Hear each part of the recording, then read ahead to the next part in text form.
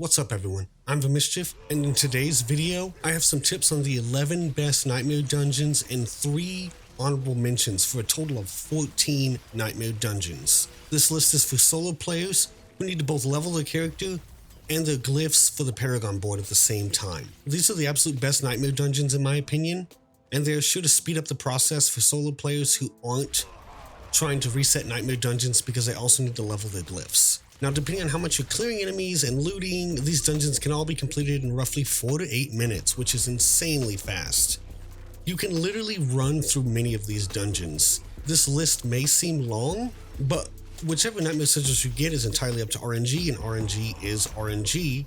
So it's nice to have a long, viable list of night mode dungeons to help keep you supplied with plenty of sigils to run through. I tried my best to get footage of all the dungeons listed, but there's a few that I just could not get to drop sigils for, and so I'll just play the previous dungeons footage when I'm speaking about those dungeons. Without further ado, here are the best night mode dungeons for leveling both your character and your glyphs as a solo player. Okay, first up we have Blind Burrows. This dungeon always appears in a figure 8 pattern that's super easy to navigate. Not only will you be racking up the experience, but you'll also be running through it very quickly thanks to its quick and limited objectives. The only downside is the spider boss at the end who like hops around. It's really annoying trying to fight it with Brood Guard, I think. Its objectives are slay the infested villagers, there's 3 of them, and beat the boss. That's it, super simple.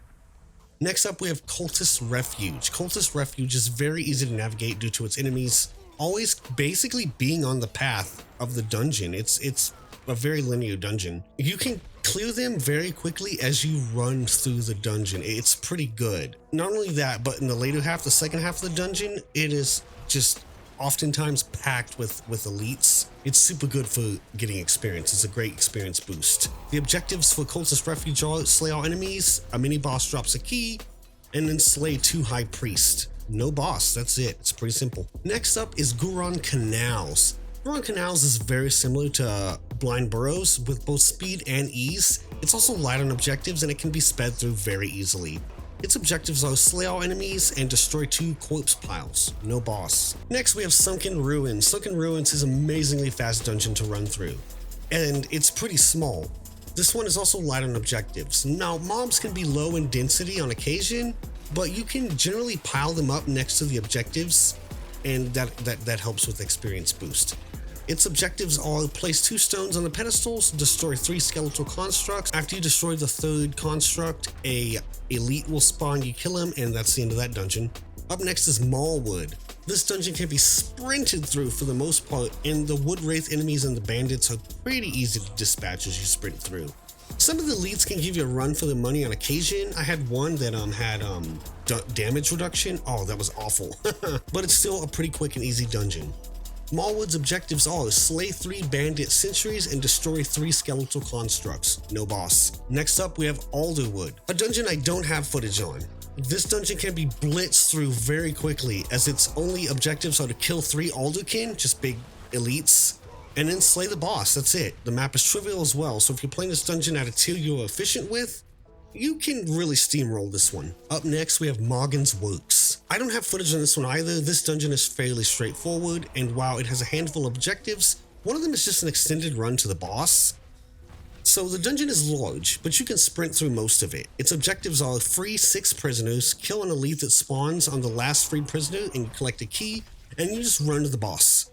It's a bit of a jog, but you just run to the boss. If you need to skip the enemies because you're trying to really speed through, you can, but a lot of them can be killed on the way. The bosses are 3 bosses, actually the Knights Council, but they're pretty much a joke of a boss fight. It's really easy to blitz them. Next up, we have Lost Archives. Some people might not like this one because of the CCing. It's pretty annoying. And while the dungeon can kind of seem like a large maze, its objectives are super simple and it can be easily ran through.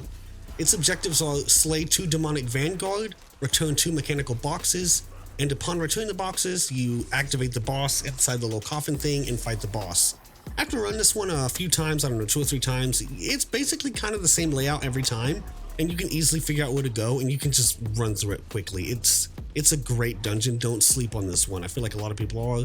Lost Archives is really good. Next up, I have a possible controversial one for speed, but This guide is about leveling as well as speed, and so we have to include Champion's Demise. While this map can be large and there is a degree of backtracking, its layout is basically identical every single time with the 3 lanes. Its mob and elite density is phenomenal. This is a great dungeon to run if you're trying to level up. So while this is a massive favorite for group leveling, solo players should not be sleeping on Champion's Demise. It can be ran through very quickly and its objectives are very simple. Its objectives are turn in the large 3 stones to the pedestals and then kill the boss. That's it. Don't sleep on Champion's Demise as a solo player if you're trying to level up and get your glyphs done. Next up, we have GUULRAHN SLUMS. I feel like other people are kind of sleeping on this one as well.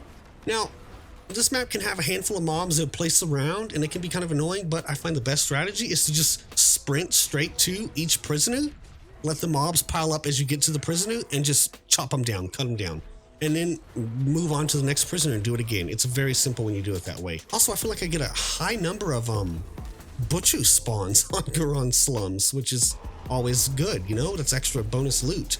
Also, the second half, after you free the prisoners, can be ran through extremely quickly, very quickly. It's a very small section. Its objectives are free 6 prisoners and slay all enemies and then kill the boss. Very simple. Next up is Demon's Wake. Demon's Wake is a fairly simple dungeon that can be completed rather quickly. The only real downside of this dungeon exists in the form of the skeleton ballistas, you know, the ones that can shoot you from 2 map screens over, but aside from that, it's a very simple, straightforward dungeon. It's very quick and easy, and its only objectives are destroy 2 shaman idols and slay all enemies, and then you have to slay the beast, which is an elite. It's a very easy, quick dungeon, no boss. To round this number out to 14, I want to mention RAETHWIND Wilds, which is also a good one. RAETHWIND Wilds is very similar to ALDURWOOD, but there's a lot of extra steps included.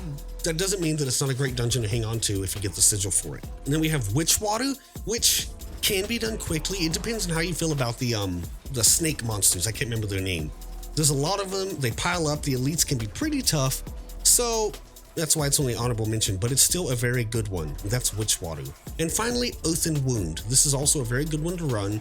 Don't get rid of if you have it. So that's 14 nightmare dungeons to look out for when you're gathering up sigils as a solo player, if you're still trying to level up and get glyphs done.